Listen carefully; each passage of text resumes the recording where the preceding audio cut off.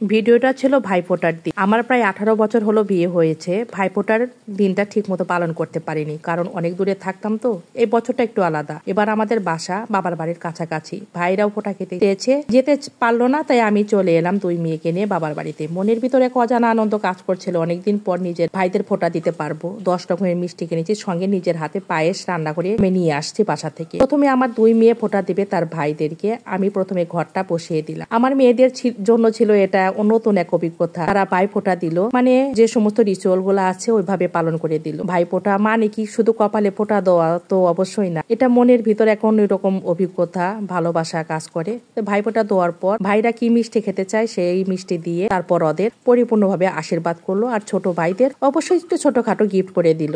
এভাবে ওদের ভাইফোঁটা সম্পন্ন হলো। তারপর শুরু হবে আমার পালা। অনেকদিন পর ভাইফোঁটা দিচ্ছি তো আমার ভিতরও কেমন একটা অন্যরকম ভালো লাগা কাজ করছে। ভাইফোঁটা দিলাম ভাইদের কপালে। মনে মনে শুধু একটাই প্রার্থনা করলাম, ওদের জীবন যেন সবসময় আলোয় ভরে থাক, সব দুঃখ কষ্ট থেকে মুক্ত পায়। শোনা যায় ভাইফোঁটা দিলে ভাইদের আয়ু বৃদ্ধি পায়, জীবনে শান্তি ও সমৃদ্ধি আসে। আমিও জানি আসল ফোঁটা শুধু কপালে নয়, মনের ভিতর থেকে ভালোবাসা দিয়েই দিতে হয়। আজ মনে হলো আমি সত্যি আমার দায়িত্বটা পূরণ করতে পেরেছি। আমি তো ছিলাম ওই বাড়ির লক্ষ্মী, আমার বাবা যেটা বলতো। আজও আছি, শুধু ঠিকানাটা বদলে গেছে। তবু মনের বন্ধন আজও ওই রকমই গভীর, আপন আর ভালোবাসায় ভরা। এভাবে প্রদীপ দিয়ে সমস্ত কিছু রিচুয়াল মেনে ভাইদের ফোঁটা দিলাম। ভাইদের ফোঁটা দেওয়ার পর তাদের পছন্দ মতো মিষ্টি মুখ করিয়ে নিলাম।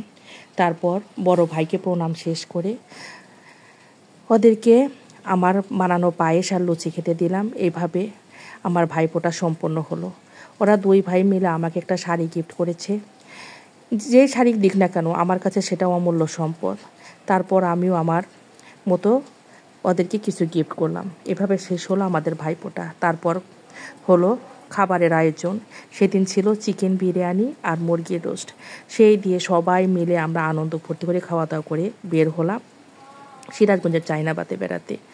আমার মামাতো ভাই বোন, আমার মাসিও এসছে, সবাইকে নিয়ে চায়নাবাতে বেড়াতে গেলাম। সবাই একটু সাজুগুজু মোটে, খুব ভালোই লাগছে।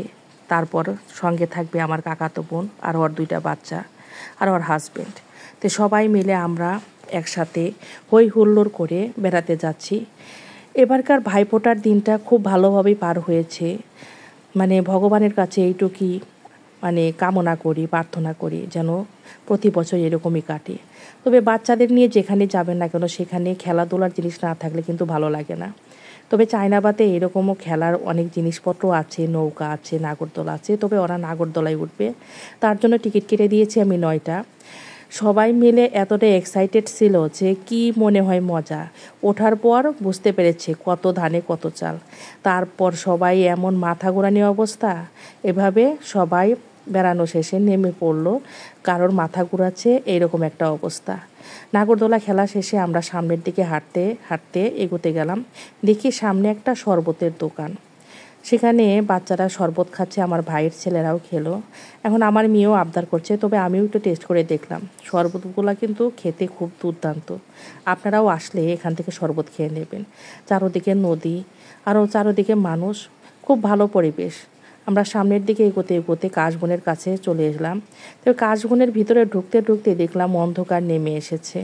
কি আর করা, আর কাশবন ফুটে একদম শেষ। তারপর আমার ভাইয়ের বউ কয়েকটা কাশবন ফুল ছিঁড়ে নিল। আর এর মধ্যে এইরকম টমেটোর মতো ডালিমের মতো এক ধরনের গাছ আছে। টমেটোর মতো ছোট ছোট ফল, এটি ফলগুলোর গাছগুলোর নাম কি আমি জানি না, জানলে কমেন্টে জানিয়ে দেবেন। এভাবে অল্প কিছু ভিডিও করলাম। ভিডিও করতে করতে অন্ধকার নেমে এলো, আমরাও চলে এলাম। এতটাই অন্ধকার হয়েছে, হালকা একটু অন্ধকার হয়েছে। তারপর আমরা গেলাম। আমার কাকাতো বোনের জামাই একটা ট্রিট দিল, সে খাওয়াবে। তারপর সিরাজগঞ্জের তৃপ্তি রেস্টুরেন্টে গিয়ে আমরা টুকটাক কিছু খাবার দাবার খেয়ে গল্পগুজব করে আমাদের আয়োজনটা শেষ করলাম। তবে এবারের ভাইফোঁটা বা সিরাজগঞ্জে ঘুরে বেড়ানো সমস্ত কিছুই এতটাই ভালো লেগেছে, এটা স্মৃতি হিসেবে তুলে রাখলাম। সবাই যেন এরকমই সুস্থ থাকুক, ভালো থাকুক। সামনে বছর আবার দেখা হবে, সবাই এই কামনা করি। যদি ভিডিওটা ভালো লাগে